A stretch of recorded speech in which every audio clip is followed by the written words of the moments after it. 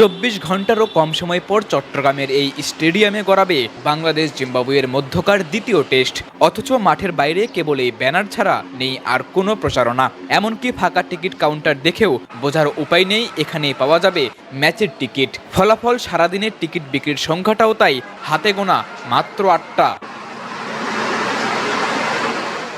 বাংলাদেশের মান বাঁচানোর টেস্টকে কেন্দ্র করে কয়েকদিন আগে থেকেই স্টেডিয়ামের ভেতরে চলছে বেশ কর্মযজ্ঞ। মাঠকর্মী থেকে বিসিবির কর্মকর্তারা অনেকেই ব্যস্ত এই সিরিজ নিয়ে। মাঠের ভেতরে এত আয়োজন থাকলেও মাঠের বাইরে নেই তার ছিটে ফোঁটা। সব মিলিয়ে জিম্বাবুয়ের বিপক্ষে এই সিরিজে বিসিবির প্রচারণার অভাব পানির মতো পরিষ্কার।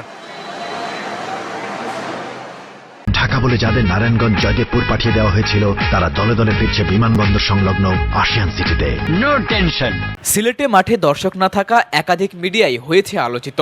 অন্তত সেই থেকে শিক্ষা নিয়ে হলেও বিসিবি চট্টগ্রাম টেস্টের আগে চালাতে পারত বাড়তি প্রচারণা, দর্শকদের জন্য রাখতে পারত এক্সট্রা কিছু সুবিধা। কিন্তু এক্সট্রা সুবিধা তো দূরে থাক, ন্যূনতম প্রচারণাতেও যেন আগ্রহ নেই বিসিবির।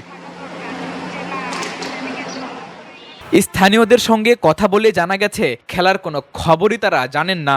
স্টেডিয়ামের আশেপাশে থাকা একাধিক মানুষ সাংবাদিক দেখে জানতে চেয়েছে কার সাথে খেলা আর কবে থেকে শুরু। বিসিবির অপেশাদারিত্ব কতটা চরমে এটুকুতেই তাই স্পষ্ট। প্রচারণাতে কেবল জিম্বাবুয়ে বলেই এমন অবহেলা কিনা কে জানে, তবে মাঠের খেলায় জিম্বাবুয়ে ঠিকই দেখিয়ে দিয়েছে তারা বাংলাদেশের থেকে আর দুর্বল দল নয়। টাইগারদেরকে তাদেরই ঘরের মাঠে টেস্ট সিরিজে হোয়াইট ওয়াশ করার দ্বার প্রান্তে দাঁড়িয়ে জিম্বাবুয়ে।